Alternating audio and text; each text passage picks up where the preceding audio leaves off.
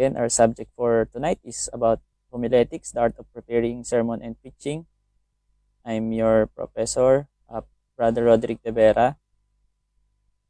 And under po ito ng Mobile Bible School, your online friendly Bible school. We have also a page or website, I should say, www.mobilebiblesschoolinc.wordpress.com. Pwede po nating bisitahin ang ating website. So, tapos na po itong apat. Nandito na po tayo sa last list ng ating pong session sa expository sermon outline. At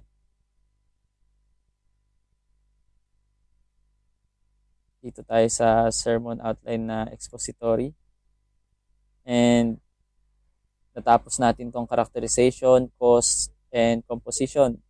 Now, dito na po tayo sa pang-apat, about the context.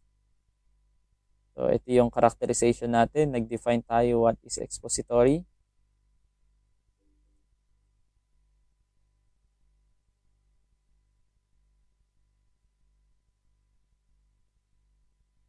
What makes an expository, and then the cause, the reason why kailangan natin na expository sermon when we preach. So, meron ditong 10 reasons. Natalakay na po natin yan. 12 reasons.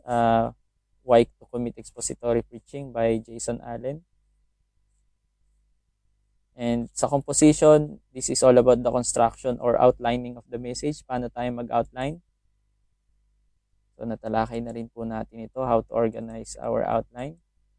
And siya nga pala, meron tayong pinapamigay na PDF copy ng Preparing Expository Sermon, 7-Step Method for Biblical Preaching by Ramesh Richard. If you are listening tonight, I will give you this ebook for free. And this is a scripture sculpture process or metaphorical approach by studying the text, which is the flesh, structuring the text, which is the skeleton, central proposition of the text, which is the heart, the purpose bridge, which is the brain, central proposition of sermon, which is the heart, structure of the sermon, which is the skeleton again, and preaching the sermon, which is the flesh. And nagkaroon tayo ng review, how to make a sermon outline. And naging example natin yung 2 Timothy chapter 3 verse 16 to 17. So we have to find the main text, for example, this verse. And then we find the main subject of our desired text. So what is the general idea of the text? And we found out na yung Word of God is the main idea. And we have to analyze the text to form a main point.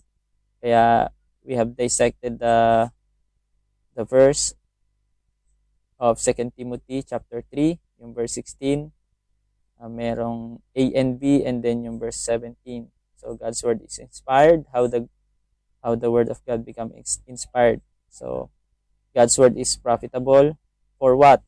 And nilagay natin yung maaring tatlo pa niyang subdivision: for reproof, correction, and instruction. And the last verse is God's word is used for the man of God to make him complete and equipped.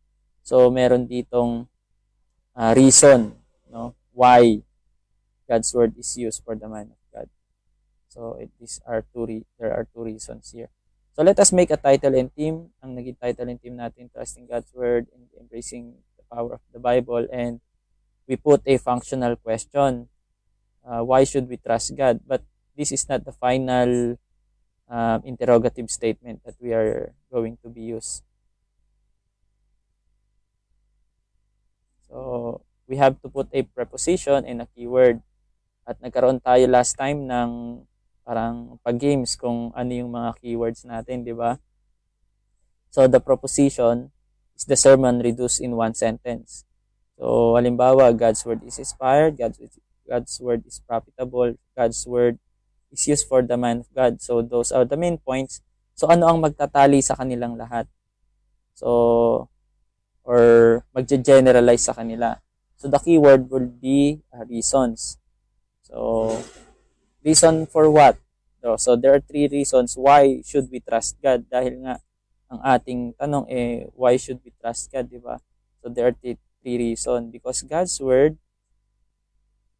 is what? Inspired, profitable, and used for the man of God. So ito yung naging proposition natin, and we use the word reason as the keyword na tinatawag. So, ito yung naging example natin, keyword samples according to interrogative type.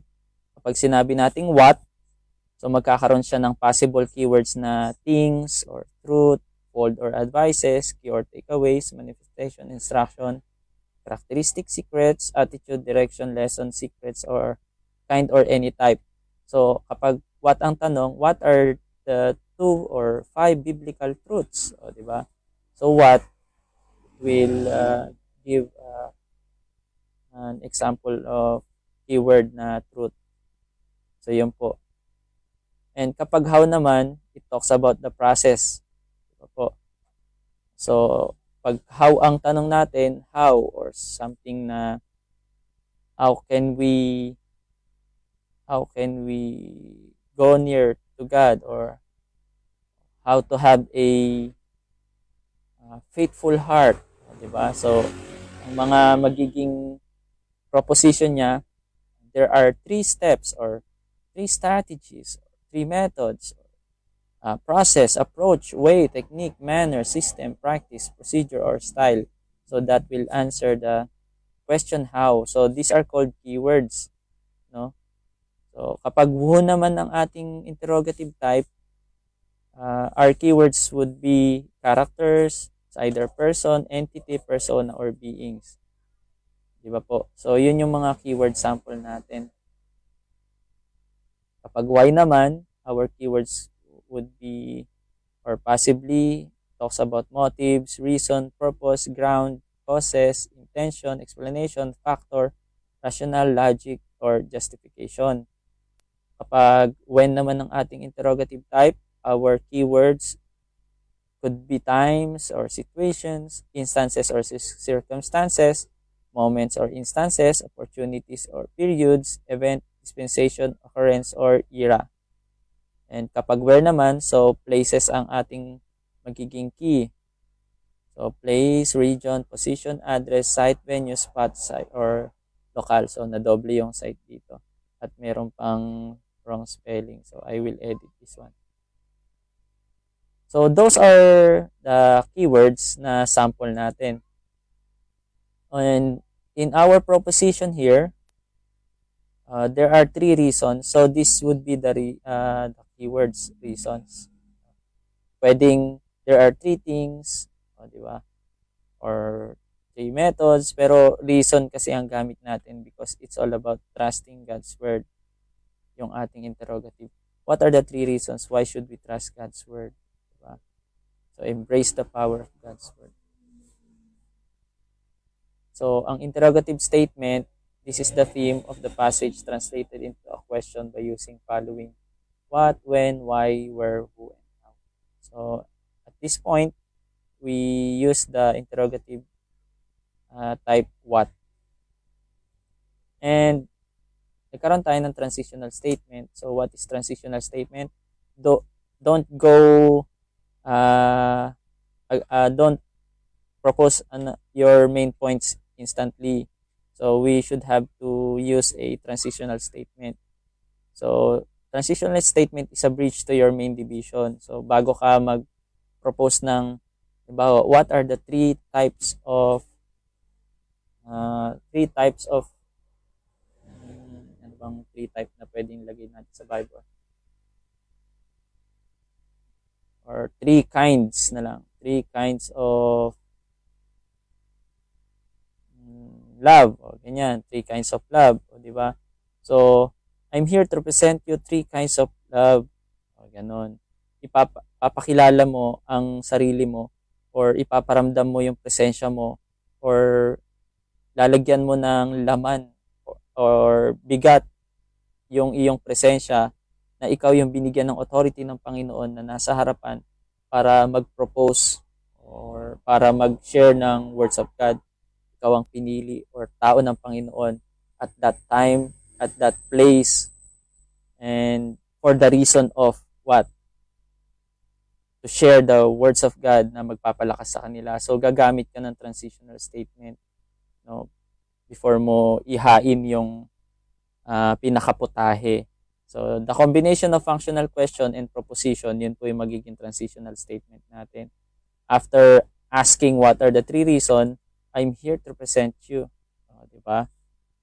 Parang ini-MC mo yung sarili mo. Kung may MC or may mag-i-introduction and then may mag-MC na I'm here to present our speaker. Diba? Ito naman, sarili mo. Ipe-present mo naman yung putahing inihain mo o niluto mo. O yung mga sagot sa katanungan na inumpisahan mo at binigyan ng introduction. So, yun yung purpose ng transitional statement. So, the difference between proposition and transitional statement is that the proposition is pushy and the transitional statement is not. Okay?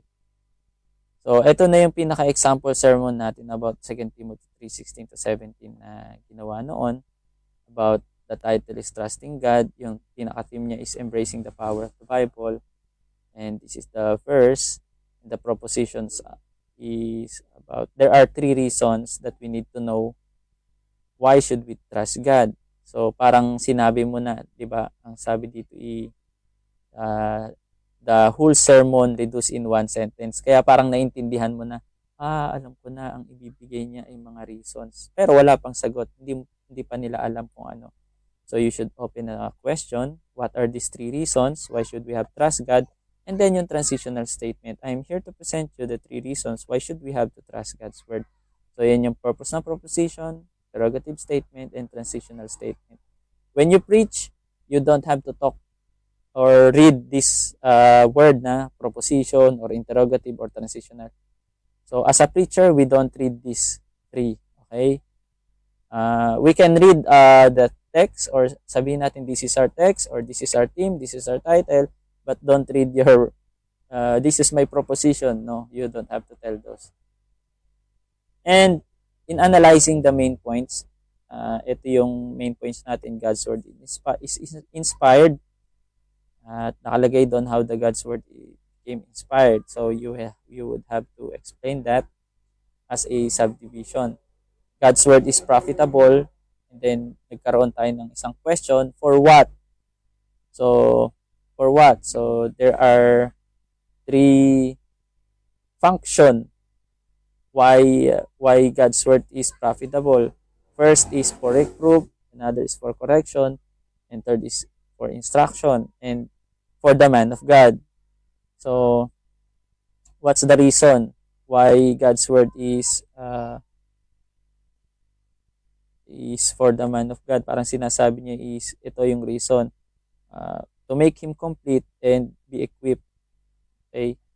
So, kung isi-systematize natin yung salitang inspired, profitable, at saka man of God, masyado siyang plain. So, ginawa nating systematize or systematic. Ang ginawa natin is the first reason why should we have to trust God is because God's word is inspirable. Second reason is from the word profitable. Yes, profitable pa rin. And the third reason is, instead na for the man of God, we come up to this word, God's word is dependable. Okay? So, ang tawag dyan is may assonance. They sounds alike. Inspirable, profitable, dependable. Kaya sa systematize o pagsisystematize ng main points, meron tinatawag na alliteration. That is the occurrence of the same sound at the beginning. Sa beginning yon, pare-parehas sila possibly ng mga letters or adjacent or closely connected words. Yung assonance naman, repetition of vowel sound that create internal rhyming. So may rhyming sila among nearby words or phrases. Yung salitang acrostic naman, is a composition with certain letters in each line to form a word or words. At ito nga yung naging example natin. Pag sinabi mong alliteration, so letter G lahat, it start with all letter G, even the theme is start started with letter G. Greatest story ever told, John 3:16. God's grace, God's gift, God's gospel, and God's glory. So that is called alliteration. And I also have a Facebook group na ginawa, how to make an alliterated sermon outline. So this is your process, how to do it. Okay. So what is alliteration? The occurrence of the same sound or letter at the beginning of adjacent or closely related or connected words. So, secondly, meron tayong systematized main points na tinatawag na may assonance. And assonance is a repetition of vowel that creates internal rhyming. So may rhyming sila among nearby word or phrases. Yung salitang lovable, sacrificable, agreeable, and imperishable, they have an assonance. Okay? So yan yung tinatawag na may assonance. Kahit hindi siya nag-start sa iisang letra lang o iba-iba, L, S, A, I, pero meron naman silang assonance na tinatawag or may rhyming sila. And last but not the least, yung salitang acrostic. That is a composition in which certain letters in each line form a word or words. So ito naman, yung line na words na buo is gospel. So God, yung only Son, perish, everlasting, and life. So for God, so loved the world that He gave His only begotten. Only, yan, begotten Son, will never perish, but have everlasting life. So gospel. So the heart of the gospel ang pinakatim niya, and obviously ang ating text is about John 3:16. So these are the different kind of systematizing our main points. And ayan, nagkaroon tayo ng live na paggawa ng main points at nagawa natin to last time, which is ito yung hindi na-i-record na lesson natin. That's why inuulit natin ngayon, parang recapitulation lang. Our text is from Romans chapter 12, 9-10. Mayroong nag-request dati sa live stream. At ito yung ginawa natin noon. At naging brotherly love ang ating pinaka-subject. And loving pure heart. Yan. So, Romans 12, 9-10. So, how to love purely. So, maglagay ka na lang ng proposition, maglagay ka ng interrogative statement, and transitional statement. So, wala nakalagay dito. Nag-focus lang tayo about how to compose our main point. So, love genuinely. Nakalagay kasi doon sa word ay with no hypocrisy. Ito yung nasa Bible, with no hypocrisy. Kaya, ang ginawa natin dito is anti-parallelism or antithetical. Instead na negative ang ilagay natin dyan na hypocrisy, ang ginawa natin ay yung kabaliktaran niya, yung genuinely. Okay? So, letter G siya. Ang type natin dito ay alliterated type. And then, naglagay tayo dyan ng Greek meaning ng hypocrisy, anupokritos. Okay? So, without hypocrisy. And, ano ba ang salitang genuine? Pag sinabi mong genuine, syempre, without hypocrisy. And love godly, with no evil, yung word by word na mababasa sa Bible. So, instead na negative ang ilalagay natin dito sa main points, pinalitan natin ng positive. Love godly. So, love genuinely, love godly, and love with gracious. Or love graciously. Mas maganda yung salitang love graciously, mag-live edit na naman tayo. Parang hindi maayos yung natin. Love graciously. Yan. Okay. So, ganyan lang naman maggawa ng sermon outline. Balik-balikan mo and then hanggang sa kuminis siya. So, nagkakaroon tayo ng furnishing. Ang finishing natin ay furnishing of words. So, graciously, why? Because nakalagay doon yung salitang goodness or cleave to what? Cleave to that which is good. Okay? At yung salitang cleave, ayun nga, that means to glue or to keep company. Pakaibigin mabuti. So, to cleave or empathy. So this is an alliterated type ng Romans chapter 12 verse 9 to 10. And meron naman tayo ngayon assonance type. Ano ulit yung assonance? They form a rhyming words. Tulad kanina. Okay? Parang naging rhyming na ito eh. Genuinely, godly, graciously. So, alliterated na assonance pa. O, di ba? Galing. And ito naman, from genuinely, naging salitang sincerely, godly, divinely. Yung gracious ay decency, love with empathy. Kasi yung salitang kindness ay ginawa nating empathy. And courtesy, dahil may nakalagay na salitang respect doon sa Romans chapter 12, verse 9 to 10. So, yung respect na yon, so, synonymous siya sa salitang courtesy. So, ayan. Nagkaroon tayo ng, nadagdagan ng dalawang main points. Ano po. Every word could be a main point actually. And last but not the least, yung acrostic, it will form a word. So, yung mga main points natin, it will form a word. Ang naging parang team natin is 4 love tips for loving your brother or sister genuinely. O, kung gusto nating maiba yung brother and sister, brethren na salita. Pag sinabing brethren, babae o lalaki. So, love must be, number 1, sincere. Verse 9. Diba? Genuine or sincere. So, yun. Love, L. Omit what is evil. So, naging siya, negative. Kasi ang mas pinlist natin o binigyan ng pansin ay yung forming ng words, hindi yung pinaka-sense ng tawag dito, ng construction ng main points. Okay, so omit what is evil, and letter V, value one another, and E, esteem others above yourself. So, yun yung mga verses niya. And this is from Romans chapter 12, chapter 12, verse 9 to 10. So, that's how we compose. Depende sa kung ano ang type na gusto nyo na gawing sermon outline. Kung ito ba, ang main points ba nito ay alliterated or assonance, or alliterated na may assonance pa, or ito ay in an acrostic type. And then after making your main points, so you have to make an application and then introduction. So what is in an introduction? Yan, alam na po natin yan. Nabanggit na ito, review lang naman ito eh. So ito yung example ng introduction niya, and then you have to make a conclusion.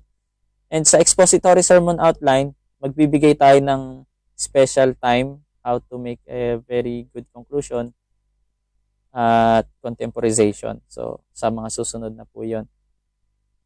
How to end your sermon well. 8 ways how to end your sermon well. I have tackled already about this. So, review na lang natin yung ating past lesson.